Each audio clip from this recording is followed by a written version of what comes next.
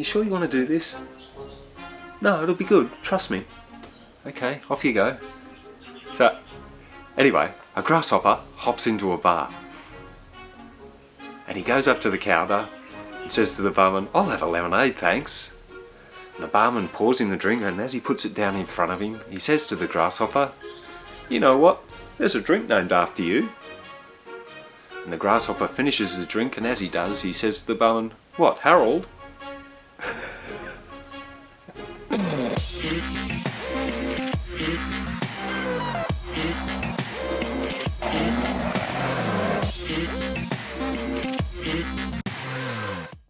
G'day viewers, and welcome back to the 64 Motorsport YouTube channel, where I produce content on DIY car maintenance, performance upgrades, and also take a really close look at my E46 BMW project. So if this is the sort of thing that you might want to see more of, don't forget to subscribe and ring the bell so that you get notified when my new content comes out. Now, in this episode, I'm going to be following along with my series on your car's engine oil. In particular, I'm going to give you the 5 things that you need to know about your car's engine oil so that you can choose the right engine oil for your car. It's a pretty in-depth topic. I've got a fair bit that I need to get through. So without further ado, let's dive straight in. We're going straight into the deep end. Don't even care whether it's cold. We're going in. Okay, so let's kick things off with number 1. What does your engine oil do? So number 1, what does your engine oil do? Well, it does a couple of things really, but one of those things is to reduce friction. You've got all these metal parts moving around at 2,000, 3,000, 4,000 RPM. And between those parts is a small gap, which is to allow for the oil to act as a lubricant. It stops those parts from touching and getting so hot that they weld together. Which leads me to the second thing that the engine oil does, cooling. The other thing that oil does is it helps to keep your engine cool, and it starts right here at the oil pan. The colder oil from the bottom of the oil pan is pumped up through the engine, and as it makes its way past all those hot moving parts, it absorbs some of that heat and ends up back here at the oil pan, where as it cools it settles to the bottom and then is drawn up again, and the whole cycle starts all over again. And when your engine is up to full operating temperature, this whole cycle can take just a matter of seconds. So it can't be underestimated the importance of having the right engine oil for your car in terms of being able to reduce the amount of friction within the engine and also to help cool it. The engine oil will play just as big a part in terms of cooling the engine as what does the rest of your cooling system. Time to get out of here. My neck's starting to get a bit sore. Hold on. Off we go. A few grandpa noises. There we go. So number 2, where does your engine oil go? Well, a small portion of your engine oil is actually burnt off during regular driving, and that's because the grade of oil which is specified for your newer engines is much thinner than what it used to be, say, 10 or 15 years ago. So a small portion of that oil is going to find its way past seals and gaskets, etc., and find its way into the combustion chamber where it's burnt off. And because it's such a small quantity, you're not going to get that telltale sign, that puff of smoke out the exhaust pipe to let you know that you're burning oil. So during a normal service cycle, 10 to 15,000 kilometres, you're going to have to expect to top up 1 to 2 litres of oil to keep the oil at the correct level. Now in older engines, you can expect to have to do this more frequently because all those moving parts start to wear down and the tolerances or the gaps become wider, allowing more oil past. You're going to have to firstly check your oil more frequently, but have to top up more frequently as well, and that's just normal. Now if you're not really sure how to check your engine oil, hey, check out my previous video on how to check your engine oil to get some really good tips and advice on how to do it properly. So that moves us on to number 3, I think. So let's keep moving. So this is the really important information that you'll need before you head off to the auto parts store. So number 3 is checking the technical specs for your engine oil. Now where do you find this? Well, inside the car, in the glove box, you should have a logbook or a service manual. So we need to go grab that. Now if you don't have a logbook or a service manual, there's a couple of options. My preferred method is to phone the dealership for the brand of car that you've got. That tends to be a little bit more accurate than if you Google it, where you tend to get advice and from different forums, and it may not necessarily be the correct information. So you can ring the dealership rather than going on to Google is a better way to do it. But as I say, we need to get the logbook. I've got a logbook for mine, so go get your logbook and we'll go on from there. No, go get your logbook. I'm waiting for you to get your logbook. No, you need to go get your logbook. I've already got mine. We're going to share along. It's like a group session or something, you know. It's like interactive. So for it to be interactive, you need to have something in your hand to match the something that I've got in my hand over there. But while you're doing that, I'm going to take my jacket off. It's starting to get a bit warm now. The sun's coming out.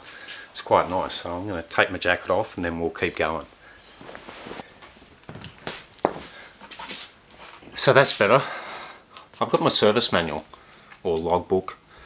Depending on your car, it'll all be in the one book, or like for my BMW there's like about 10 books. There's a separate book just for the radio. Basically what you're looking for is the book that has all those silly little instructions in it, how to adjust your seat, how to turn on the air conditioning, all that sort of thing, all that boring stuff that you already know.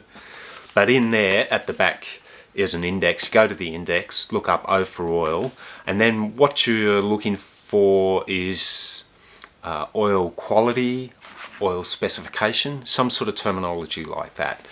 Now in my logbook for my BMW, I go to page 119 and it'll give me that information. And when I flick to page 119, and I'll probably end up doing a close-up of this anyway, but you can see it there. That's it. It's basically a series of numbers and letters. It's, you know, all a code, and that's the code that we need in order to select the correct engine oil for our particular car. So now that we've got that, I'm going to run through how to use that information to select the correct engine oil for your car. So beside me here, I've got 4 1-litre bottles of oil. And they're all from really good brands, and price-wise, they range in price from about $15 up to about $25 for a 1-litre bottle. But of all these bottles, only one is actually the correct oil for my BMW as specified in the logbook. And that oil is this one here, the Castrol. And the reason for that is because out of all these oils, this is the only one that meets my engine's technical specifications for oil. So I'm going to elaborate a little bit more on the difference between the technical specifications and the technical data of the oil, because they're 2 entirely different things and you don't want to get them confused when you're trying to select the right oil for your car. So let's run through that. So I think we're up to number 4, or are we doing 4.1, 4.2 something? Anyway, my point is, I wanted to elaborate more on the difference between technical specification and technical data, because this is one area which is often confused, and there's a very clear distinction between one and the other. The technical specification of the engine oil is what's produced by the car manufacturer. They create the recipe for the oil. They work out what friction modifiers need to be in it, what cleaning compounds or agents need to be in it. All those sort of things are calculated and worked out at great expense to ensure that your engine is going to be properly protected throughout its service interval. That is what's classed as the technical specification for the engine oil. The technical data of the oil is produced by the oil companies. Now, on my bottle of Castrol here, which I'm using in my BMW, it's all the things like titanium technology and stronger under pressure and all that sort of stuff, and all the blurb on the back which tells you what the oil's going to do and things like that. That's all the technical data of the oil, and it's produced by the oil company. Even though it does all that, unless it meets the technical specification of the oil, it's not going to be the correct oil for my engine. The thing to take out of this is, unless the oil that you choose for your car firstly and foremost meets the technical specification for your car or for your engine, then everything else is secondary.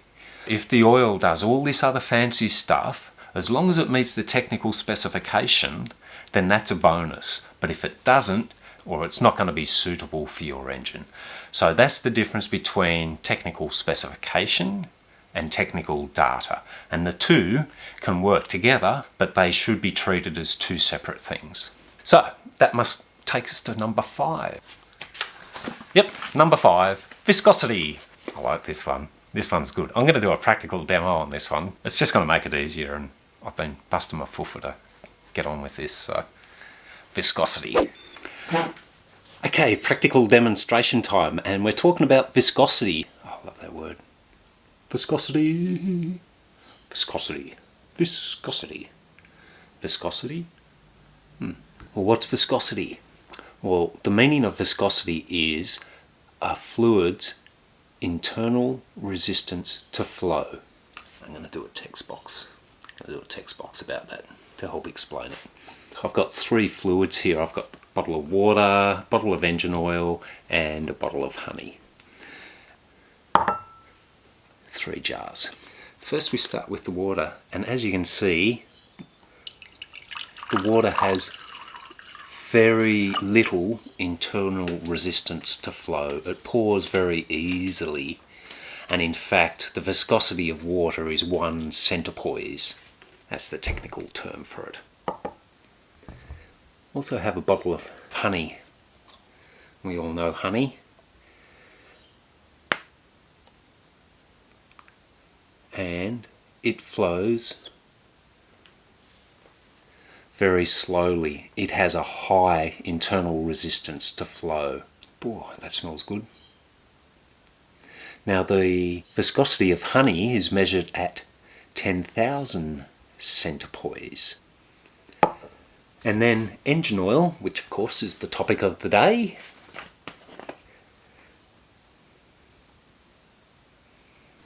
Depending on the grade of oil, sits somewhere in between. Now, a couple of cool facts about engine oil. Engine oil is what they class as a multi-viscous fluid. In other words, it has a different viscosity at a high temperature and a low temperature. Now you might be thinking, what's so special about that? Because honey is the same. Stick honey in the fridge and you could sit there for ages trying to get it out of the bottle. Stick it in the microwave, it gets hot and it pours very easily. So it's also multi-viscous. But what's really cool about engine oil being multi-viscous is that it's inversely proportionate to temperature. So in other words, the colder it is, the thinner it is. And the hotter it is, the thicker it is. And this is really important for our engines, because when we jump in our car first thing in the morning when the engine's cold and the air's cold and all that sort of thing, we want that oil to be as thin as possible so that it gets from the sump to the top of the engine as quickly as possible to start lubricating and reducing friction and all that sort of thing. But on the other hand, once the engine's hot, we don't want that same thin oil anymore. We want the oil to be a little bit thicker so it moves slower through the engine to lubricate and reduce friction and to have a bit of time to absorb some of that heat that's been generated by all those moving parts and to do its thing. And the way we know the viscosity of an engine oil is that it's printed on the front. And these letters here represent the viscosity of the oil at its cold temperature and also its hot temperature. So the numbers in the letter W prior to the dash tell us what its cold temperature viscosity is. In this case, it's equivalent to a 15 weight oil at 40 degrees C. And the W stands for winter. I always thought it stood for weight, but it actually stands for winter to tell us that that is the cold temperature viscosity. And the lower that number, the thinner the oil is at 40 degrees C. The second lot of numbers is its, obviously, hot temperature viscosity. And the higher that number, the thicker the oil is when it's at 100 degrees C, which is your engine's optimum operating temperature. When we go to select our oil, and we've read the specification, it will tell us not only the recipe of the oil, but the viscosity of the oil that is best for our engine. With the viscosity, you've got a little bit of leeway. If you live in a really cold climate, you might want to go down a grade on your cold start viscosity, so you've got an even thinner oil for those cold starts because it's even colder than 40 degrees C. And then opposite to that, if you live in a region where it regularly gets 35, 40 degrees in the summer, you might want to go a thicker grade oil for those hotter months. So you've got a little bit of leeway, but I would always suggest that you don't step too far outside of the baseline viscosity as specified by the engine manufacturer. So that is viscosity. So now we know the specification of the oil that we need and the viscosity of the oil we need and why those things are important. And now with that information, we can go to the auto parts store and choose the right engine oil for our car. So there you have it, guys, the 5 things that you need to know about your engine oil. Now I hope I've covered everything. It's a really in-depth technical topic. I've tried to keep it as informative as possible without getting bogged down too much in the technical information. If you think that I've missed something or skipped over something which is relevant or you need more information on, post me a comment and I'll get that answered for you. But a bit of a bonus tip for you, now that you've got all that information, rather than just sort of going into the auto parts store and trying to choose your engine oil, jump online with the technical specification that you've got and have a look and pick out the oil brands that fit that specification before you go to the parts store. The other thing too is you can save anything up to 25-30% by buying your oil and your oil filters online. But the main thing is that you can narrow down your search field before you walk into the parts store, so you've got a much clearer idea what you're looking for. In terms of brands, I don't particularly have a preference. I like to use Castrol in my BMW. I've tried Mobil 1, which meets the specification and it's the same viscosity that I always use, but I've just found that the Castrol gives me the better performance over the 10,000 kilometre service interval than the Mobil 1. That's the next choice you're going to have to make, is whether you've got a brand loyalty and whether the specification you need is within that brand loyalty. You may have to change brands, and that's going to be some additional research for you. My next video in the oil series is going to be on how to change your engine oil, but that's probably going to be a couple of weeks away. I've got a couple of things that I want to get produced and out there, particularly in relation to my BMW. I need to start doing some more work on that, so I'm going to be doing some filming and editing and all that sort of fun stuff in relation to that first. But that's about it for today. Take care of yourselves, stay safe, and TTFN.